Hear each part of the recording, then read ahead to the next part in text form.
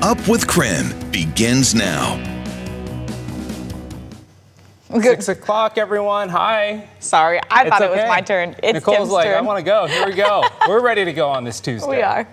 All right, we're going to get right to our meteorologist, Thomas Patrick, because what we were just talking about was the fact that it smelled a little bit smoky yesterday. But Thomas, you said air quality is actually good right now? Yeah, as of right now, it's good. I wouldn't be surprised if there was a moment yesterday where we might have gotten hit by just some passing smoke or haze, just because we do have a few local fires here. And the winds were out of the north yesterday. So I would think like the Hope Fire, for example, in Stevens County could be the cause of just a moment of some air quality drops. But that's not the case as of right now. The AQI is 27, very good as of right now. And temperatures actually feel quite comfortable as well. At 60 degrees, it's about 5 to 10 degrees cooler right now compared to where it was 24 hours ago. Still a little bit breezy outside, and wind advisories do continue until 11 o'clock this morning. But once we get into the afternoon, even the winds will calm down, and we'll be in for a cooler and calmer afternoon. Here's a live look at the traffic impact this morning from Spokane Valley. Right now, traffic looking great here. No major issues to report as people head into work or school on this Tuesday morning. We'll keep a close eye on traffic, let you know if there's any problems. On Up with KREM, we bring you weather and traffic together every 30 minutes.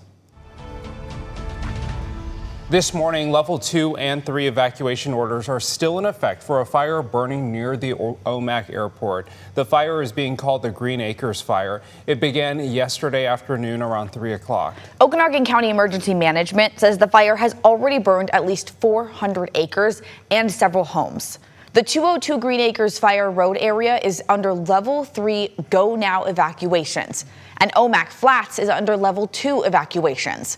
The Okanagan County Sheriff's Office says the winds knocked down trees, power lines, and phone lines in the area. As of this morning, crews have not given an update on containment. There are a few shelters and numbers you can call in the area if you need help. The Omak Seventh-day Adventist Church is where evacuees can go, and you can bring animals to the Okanagan County Fairgrounds. If you need help, you can call 509-422-7348. That's the Okanagan County Emergency Management number. And we also have that number on our website, krem.com, if you need it.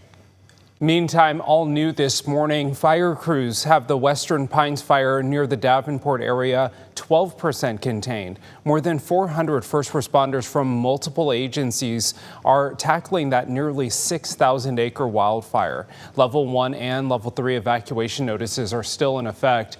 Crews are battling steep terrain and weather conditions.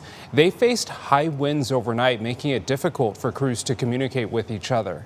The first few days was just being able to set up our own repeaters for radios to be able to get communication out and making sure everybody is safe and on the same page. Despite the fire, community members are still standing strong. Today in Northeast Washington, the team fighting the Hope Fire will give an update for people that are still waiting to get back into their homes. They're hosting a community meeting tonight at 6. It will be at the Lincast Gold Memorial Park in Northport. Again, that's at 6 p.m. As of right now, the Hope Fire has burned more than 7,000 acres. More than 900 people are in the area working the fire, and they've been able to get it 15% contained. Turning to Boundary County in North Idaho, where the Clover Fire is burning, we have learned all evacuations have been lifted, and the fire is now 75% contained, although forceful winds and high heat present challenges for firefighters. That's a big fuel source, and if a log deck catches on fire, it burns for a long time. That's a lot of heavy fuel, so a lot of energy release component is what they call it in those logs. The fire has burned around 30 acres. People in the area are being asked to avoid the Deep Creek Loop because fire vehicles are still in that area. Fire weather conditions are not going anywhere anytime soon here in the inland Northwest. So we talked to the Department of Natural Resources Eastern Washington Communications Manager, Ryan Roderick. And we are getting ready to go into a period of extremely critical fire weather. And we are asking folks to exercise as much caution as they possibly can. Roderick says that DNR tries to keep smaller fires below 10 acres. He says if they can do that, it drastically decreases the chance the fire could get bigger.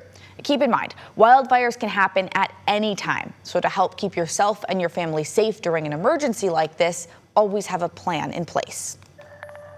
Spokane County Sheriff's deputies arrested a man yesterday for reckless burning and drug possession. Deputies responded to a reported brush fire near a home on East Hastings Road. When they got there, they arrested a man running from the area. Deputies searched him. They found a lighter and a bag of what is believed to be meth. He was charged with second-degree reckless burning and 2 counts of possession of a controlled substance. Continuing coverage this morning, 2 people have been arrested for a vandalism spree on washed-out electrical boxes, stealing the copper wiring. We first told you about this on Up with KREM earlier this month.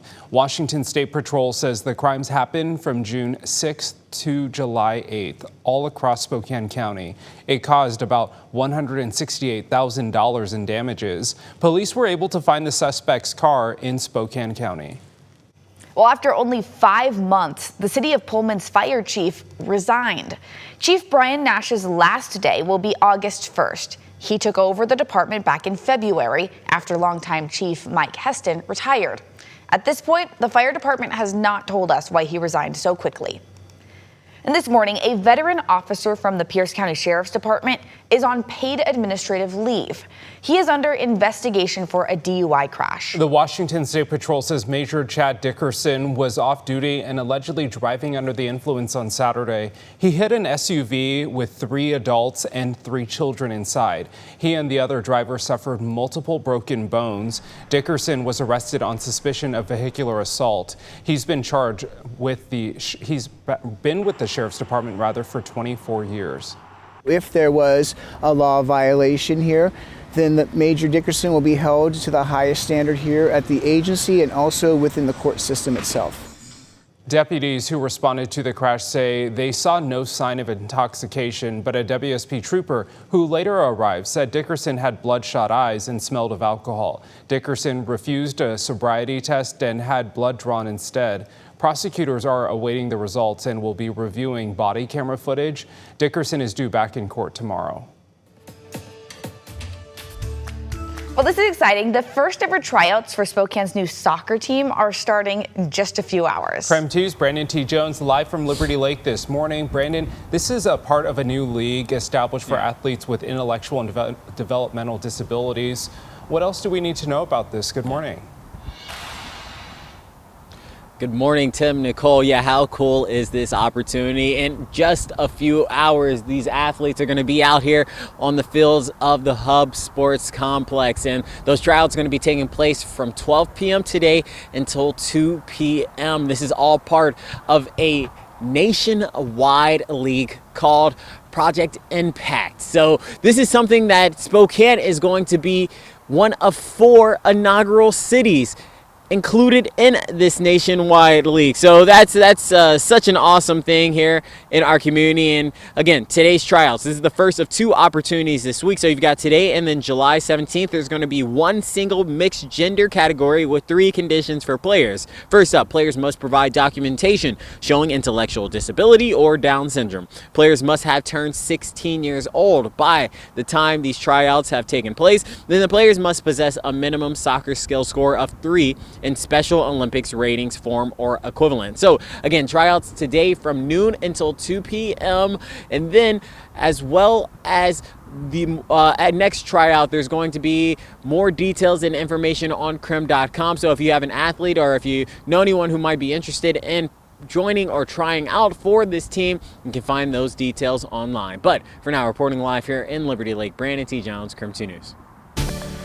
Thank you for that, Brandon. It is 6:09 on this Tuesday morning. Conditions looking very pleasant across most of the inland northwest, but there is a bit of light rain over far north Idaho. I'm looking at areas like Sandpoint to Bonners Ferry as being really the only spots getting any kind of early morning rain. That is not going to last all day. In fact, it could barely last the next hour or 2 here as this slight disturbance is moving out of the region. So mostly sunny, but cooler compared to the last couple of days. Just mid-70s for the afternoon highs around Spokane and Coeur d'Alene today. Happening today, President Trump heads to Pittsburgh to focus on domestic energy and tech development. While his administration ramps up his tariff policy, the Commerce Department announced a 17% tariff on most imported tomatoes from Mexico after Mexico backed out of a 2019 anti-dumping duty agreement. Mexico's government called it unfair. According to the Florida Tomato Exchange, the U.S. currently gets 70% of its tomatoes from Mexico. The president is also threatening to slap a 100% tariff on counties that buy Russian oil and gas if the Kremlin does not reach a peace deal with Ukraine within 50 days. Washington Governor Bob Ferguson released a statement about these latest tariff announcements. He said, in part, quote, "Washington is one of the most trade-dependent states in the nation, and we are already seeing the impacts of this reckless trade agenda." Ferguson also said traffic at Washington ports is down, and there's been a big drop in agricultural shipments.